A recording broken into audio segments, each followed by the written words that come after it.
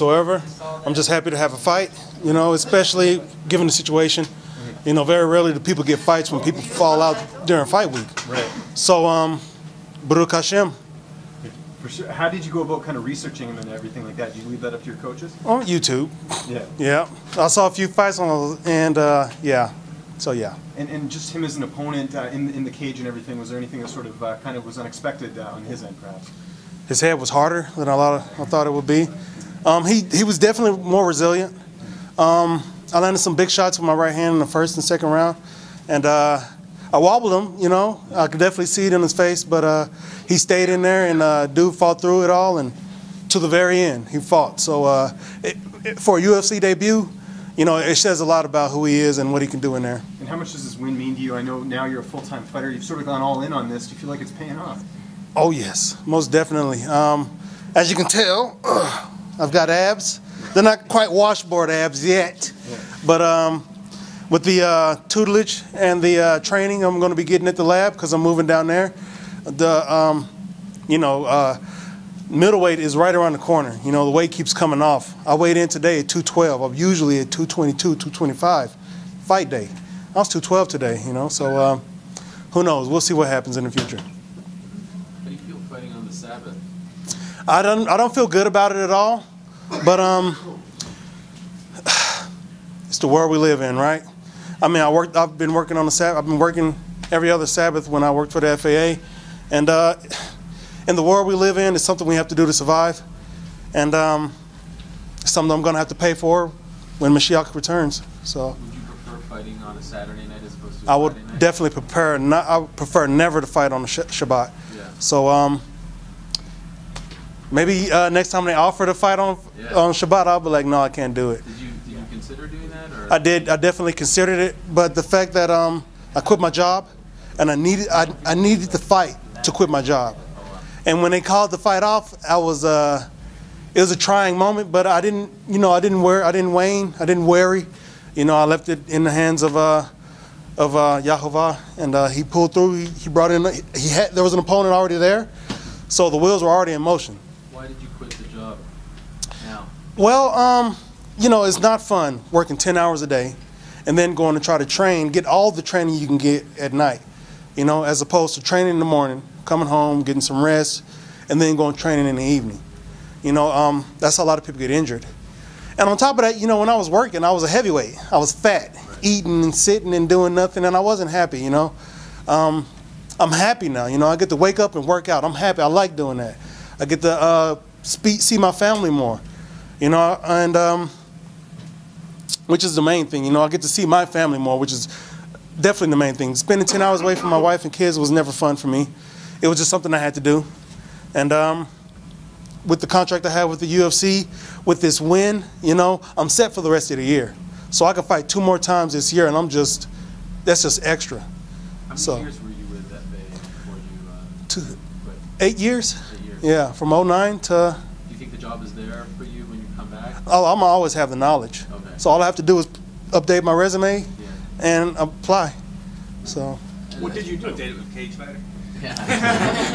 You know, your last fight in Brooklyn was such a big step up in competition. There was a lot of buzz surrounding you going into that fight, and you were fighting a former title contender. Was that a tough pill to swallow, or did you feel like that was okay? You know, this was your chance to fight a guy. There were some lessons learned, and now you kind of go back to the drawing board. How did you take that? That was exactly how I took it. Actually, I took it as a victory because I was able to sit in there with the number 2 or number 3 guy in the world.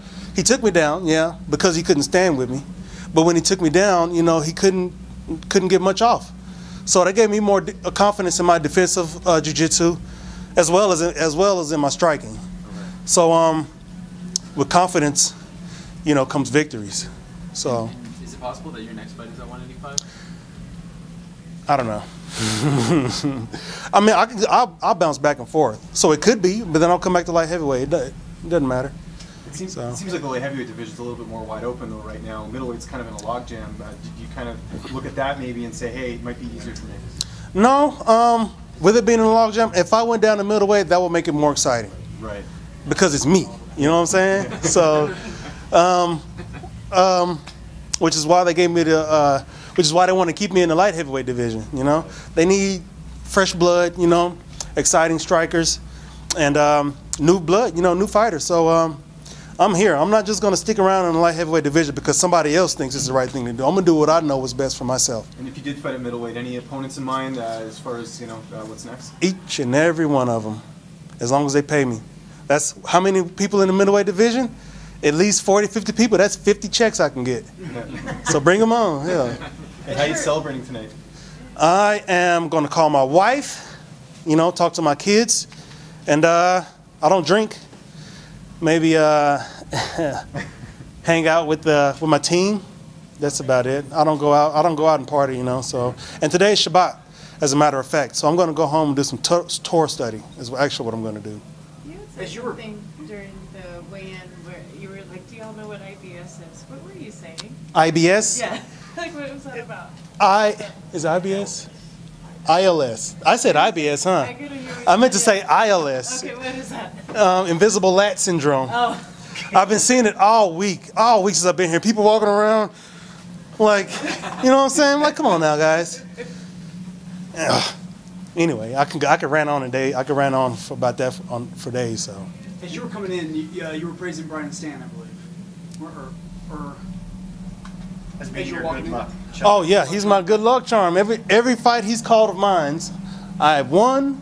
It was an exciting fight, and I acquired a bonus on each of those fights. So keep the trend going. If you're looking, whoever gives the bonus checks, you know what I'm saying? It shouldn't be hard because it's been nothing but decisions except for one submission. So hook a brother up. I just quit my job. I need to buy insurance now. You know what I'm saying? That's not easy. So hook a brother up. Don't ask the man.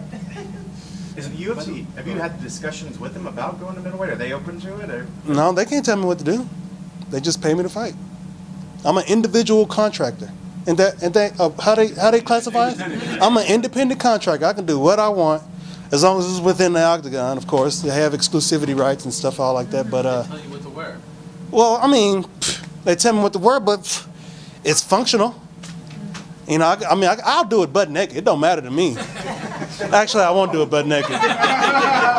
Edit that shit out, please. But That's the only one we're putting out. they pay me to wear it, even though it's not a lot of money. You know what I'm saying? They pay me. So I worked on Shabbat when I worked for the FAA because they paid me. In the world we live in, this world is run by money. The money is the world's idol now. It used to be wooden figures and stone figures way back when, and now it's money. So people worship money and all the things that they can get with money. Actually, it's the love of money, which is the idolatrous thing of the world right now. But it's the world we live in, and to some form or fashion we have to conform. Otherwise, we can just completely separate ourselves and just live off the land, which is eventually what I want to do. But I need money. I got to build a house, I got to buy land, and I got to buy animals. So it starts from somewhere. That's that Texas in. Hell yeah. You put tefillin on in the morning? Do I put the filling? No, I don't. You don't. Not yet. I'm still learning. I'm still learning a lot. There's a lot to learn, but I'm still learning a lot. And You didn't bring the here's the thing, right? 3:29. I have to report at 3:30. I'm in my room at 3:29, not thinking about anything. I get a call from, I can't remember, Roger or Ron or somebody. Hey, are you gonna show up to check in? I'm like, at what time? 3:30. I look at my watch. It's 3:29. I'm like, oh shit. We just called to have room service ordered. Oh. So I'm ready to eat. And they're like, hey, you got to come fight. So I just grabbed my stuff. I grabbed a cup, a mouthpiece, and a bag, and I ran downstairs. Oh. I completely forgot my micro talit, and I also have a talit katan, and completely forgot that too. You didn't get to eat? I didn't. Well, they give us snacks when we get here. So I had some pretzels and stuff like that.